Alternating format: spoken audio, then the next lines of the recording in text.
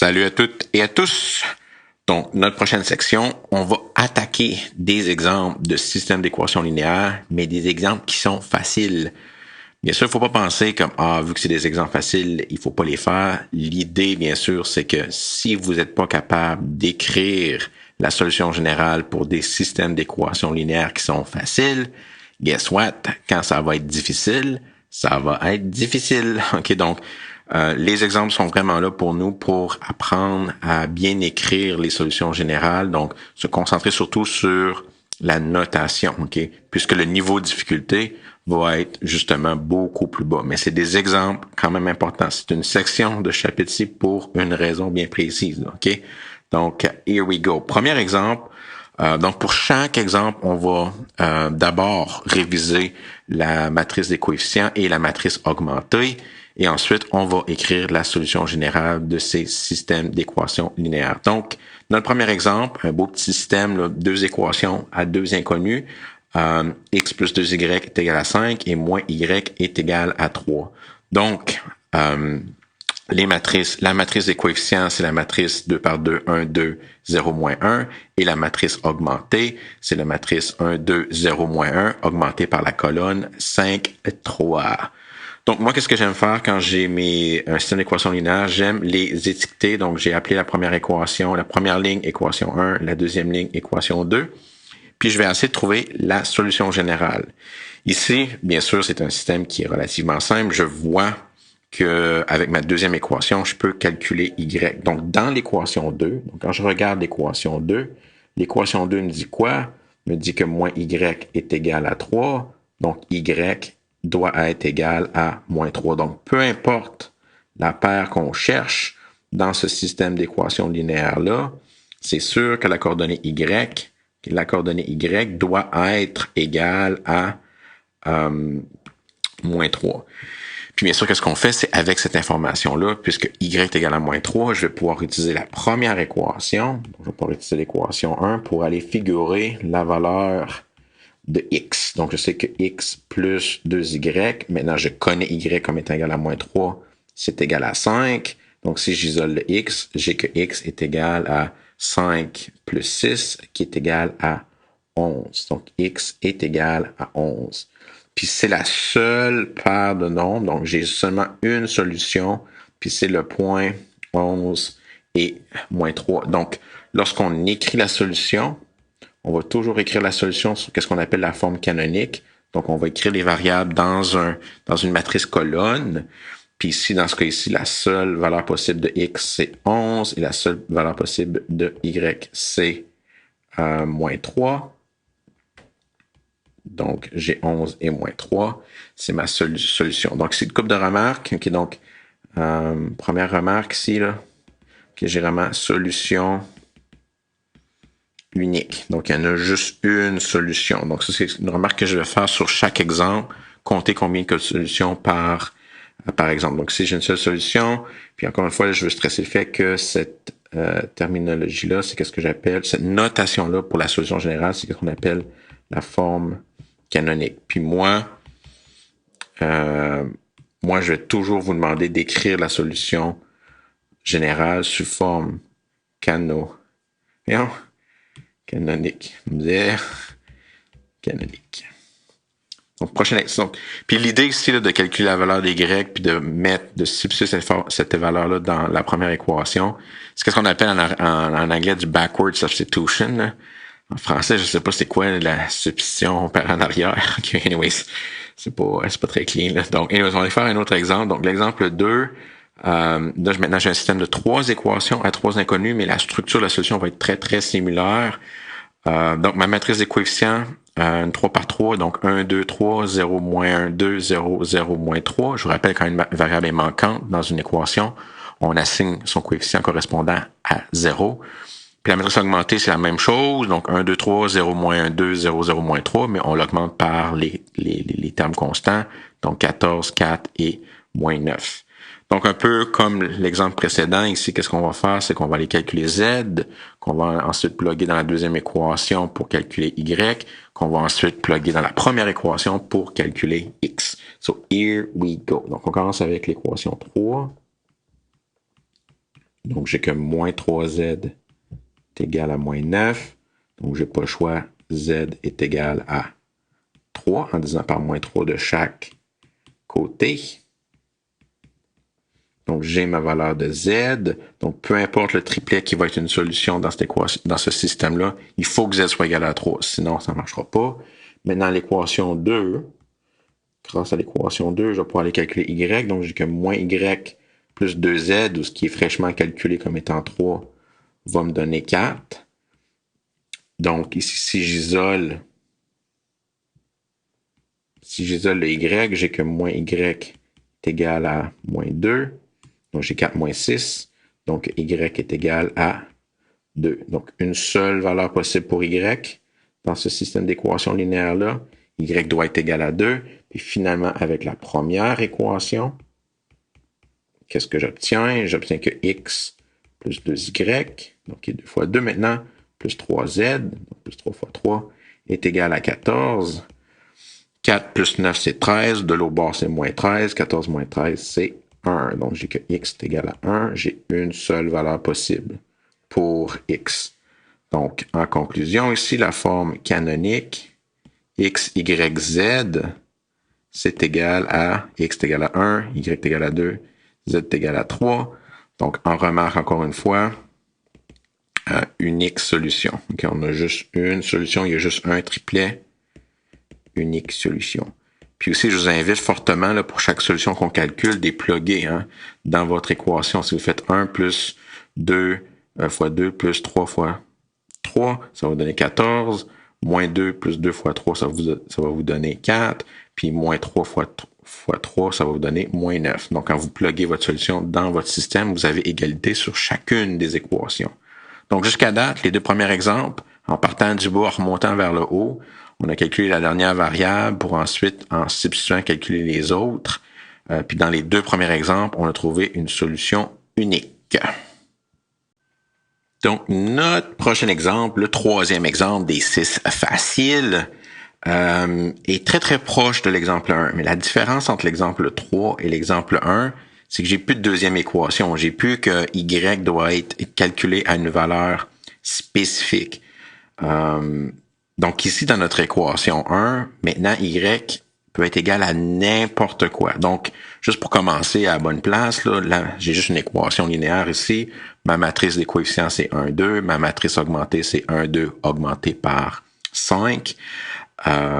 Puis là, maintenant, je vais écrire la solution générale. Donc ici, l'idée, bien sûr, c'est qu'il va y avoir plusieurs valeurs possibles qui vont marcher. Je pourrais prendre, par exemple, rapidement 5, 0, ça marcherait bien. Je pourrais prendre 1, 2, ça marcherait bien aussi. Donc, il y a plusieurs valeurs possibles de x, y qui vont fitter dans cette équation-là. Donc, je vais avoir une infinité de solutions. Donc, ici, qu'est-ce que je vais faire? C'est que je vais utiliser l'idée que j'avais à la première exemple, parce que j'avais une valeur de y spécifique. Je savais que y devait être égal à moins 3. Mais maintenant, j'ai plus cette restriction-là. Maintenant, y peut être égal à n'importe quoi. Donc, ici, qu'est-ce qu'on fait? C'est qu'à la variable y, on va simplement dire que y est libre. Donc, qu'est-ce que je veux dire par libre? Ça veut dire qu'elle peut être égale à n'importe quoi. Donc ici, y libre, ça veut dire que y va être égal à n'importe quelle valeur que je vais simplement appeler t. Puis cette valeur-là, bien sûr, va être une valeur réelle. Ça pourrait être une valeur complexe, mais on va rester dans le REM réel. Donc ici, j'ai ma valeur de y. Je vais simplement dire que c'est égal à n'importe quoi. OK? Puis n'importe quoi ici, pour nous, ben ça va être t. Donc j'y assigne une valeur numérique, t. Mais bien sûr, une fois que la variable a été assignée à t, le x, lui, peut pas être égal à n'importe quoi. Je peux pas juste choisir une valeur pour y, puis choisir une valeur pour x. Une fois que y est choisi, j'ai pas le choix. Dans la première équation, je dois calculer la valeur de x. Donc, j'ai x plus y, 2 fois y, parce que là, maintenant, y est égal à t, puis c'est égal à 5. Puis lorsque j'isole x, j'ai que x est égal à 5 moins 2t. Donc, x, c'est une équation qui dépend de t. Okay? Donc, c'est pas égal à n'importe quoi. Puis bien sûr, juste pour voir comment cet exemple-là est relié au premier exemple, lorsque t est égal à moins 1, mais j'ai 5 moins 2 fois, excusez, à moins 3, 5 moins 2 fois moins 3 me redonne le 11 que j'avais dans le premier exemple.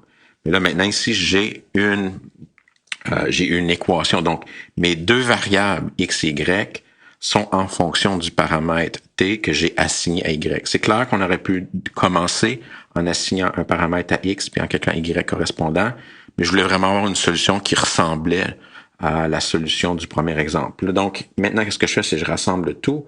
Donc, ma forme canonique, donc ici, xy, ça va être égal à, je vais juste rassembler toutes les variables. Donc, x est égal à 5 moins 2t, puis y est égal à t. Donc, en passant, cette forme-là, c'est ce qu'on appelle la forme générale de la solution. Nous, on va toujours vous demander la forme canonique. Donc, la forme canonique, c'est quoi? C'est qu'on brise notre matrice en deux matrices. La première matrice, c'est ce qu'on va appeler la matrice des constantes. Donc, dans l'équation 5 moins 2t, la constante, c'est 5. Puis ensuite, la deuxième matrice, c'est la matrice des coefficients de t. Donc ici, c'est quoi le coefficient devant t? C'est moins 2. Donc, je vais écrire plus t fois moins 2. Tandis que pour le t tout seul, il n'y a pas de constante. La constante, c'est 0. Puis j'ai juste un t. Donc ça, c'est ce qu'on appelle la forme canonique. Donc ça, c'est important, là. C'est pas des systèmes qui sont difficiles à résoudre, mais c'est des systèmes justement qui nous permettent d'apprendre puis de focuser sur comment écrire la forme canonique. Donc, canonique. Donc, la forme canonique, colonne de constante plus t fois colonne de coefficient, où ce que t ici, bien sûr, c'est un paramètre réel. Donc, on veut vraiment que vous appreniez à écrire la solution générale sous forme canonique. Puis ici, une remarque qui est importante. Donc, j'ai combien de solutions? Mais puisque puisque t peut être n'importe quelle valeur dans R, j'ai une infinité de solutions. Donc, jusqu'à date, on avait des exemples avec une solution. L'exemple 1, l'exemple 2 aussi avait une seule solution. Mais là, maintenant, on a une infinité de solutions. Donc, notre prochain exemple, l'exemple 4, il est très proche de l'exemple 2. Mais dans l'exemple 2, on avait une troisième équation qui nous forçait à spécifier que z est égal à 3 pour ensuite calculer la valeur de y égale à 2, pour ensuite calculer la valeur de x qui est égale à 1, en utilisant la substitution par en arrière. Maintenant, il n'y en a plus d'équation 3. Donc, en passant, je vais trop vite, là, je suis trop excité avec mes solutions générales. Là. Matrice des coefficients, en lisant les lignes, 1, 2, 3, ensuite 0, moins 1, 2. Et la matrice augmentée, la partie des coefficients, 1, 2, 3, ensuite 0, moins 1, 2. Et la colonne de plus, c'est 14 et 4.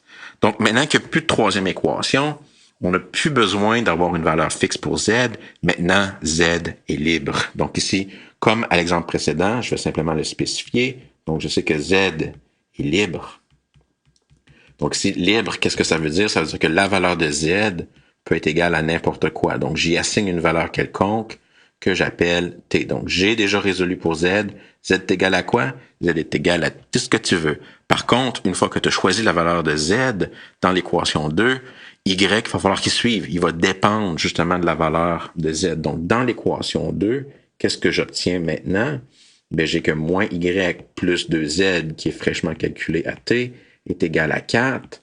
Donc, si on isole le y, ici, je saute un peu d'algèbre, mais si je fais 4 moins 2t, puis ensuite je divise par moins 1, je vais avoir que y est égal à 2t moins 4. Donc, je calcule la valeur de y, donc je isole la valeur de y dans cette équation ici. Donc, j'ai fait moins 2t, mais ensuite j'ai divisé par moins 1, donc ça m'a donné 2t moins 4. Puis, une fois que j'ai la valeur de y qui est calculée, je peux aller dans la première équation. Donc, c'est vraiment la même idée. Je fais quand même ma substitution par en arrière. Mais là, maintenant, je le fais avec des équations en t. Donc, j'ai que x plus 2y, fraîchement calculé, comme étant 2t moins 4, plus 3z, qui est 3t, c'est égal à 14. Puis je dois isoler mon x. Ici, je vais faire en deux étapes. Donc, j'ai que x plus 4t moins 8 plus 3t est égal à 14. Je peux mettre les t ensemble. Ça va me donner 7t. Le moins 8 au bord va devenir 22. Donc, ici, x avec le 14 va donner 22. Je vais avoir 22 moins 7t.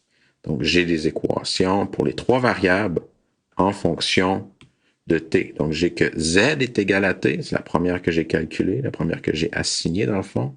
J'ai ensuite x qui est égal, donc j'ai y qui est égal à 2t moins 4, puis finalement j'ai x qui est égal à 22 moins 7t. Puis bien sûr, là, juste pour se rappeler l'exemple 2, si t est égal à 3, donc z serait égal à 3, 2 fois 3 moins 4, ça me donnerait 2, puis 22 moins 7 fois 3, ça me redonnerait le 1. Donc, qui était l'exemple particulier, spécifique que j'avais à l'exemple 2. Donc, ma solution générale, comment je vais l'écrire maintenant? Donc, ma solution générale, j'ai x, y, z. Donc, la première chose à faire, c'est tout simplement rassembler toute l'information. Donc, j'ai 22 moins 7t, j'ai moins 4 plus 2t, et t tout seul. Donc, moi, j'aime écrire là, les équations linéaires en commençant avec les constantes, puis ensuite les paramètres, les multiples de t, pour écrire ma solution sous forme canonique. Donc, les constantes, c'est quoi? C'est 22 moins 4, 0, plus t fois moins 7, 2 et 1. Parce que t, c'est égal à n'importe quoi. Donc, je le réécris un peu mieux. Une seconde. Vous n'allez pas voir ça avec la magie de la technologie, là. Donc, t, c'est une valeur réelle. Donc, encore une fois, ici, je vais le spécifier, là, mais la première partie, ça, c'est la forme générale, qui est juste rassembler tous les trucs ensemble. Mais nous, qu'est-ce que moi, je vais toujours vous demander, c'est la forme canonique. Je vais toujours vous demander la forme canonique. Puis une remarque, comme tantôt, j'ai combien de solutions? Puisque t peut être égal à n'importe quoi, ben, j'ai une infinité de solutions. Donc, jusqu'à date, on a trouvé des exemples où on avait soit une seule solution, exemple 1 et l'exemple 2, ou des exemples où on avait une infinité de solutions, comme l'exemple 3 ou l'exemple 4. Donc, ça donne l'impression jusqu'à date que les seuls types de solutions générales, c'est soit qu'il y a une seule solution dedans ou une infinité. Il y a un troisième cas, puis avec l'exemple suivant, où ce que parfois, il n'y a aucune solution. Ouh. Mais pour l'instant, on va arrêter cette section-là dans cette vidéo et on continue bientôt. All right. Bye bye là.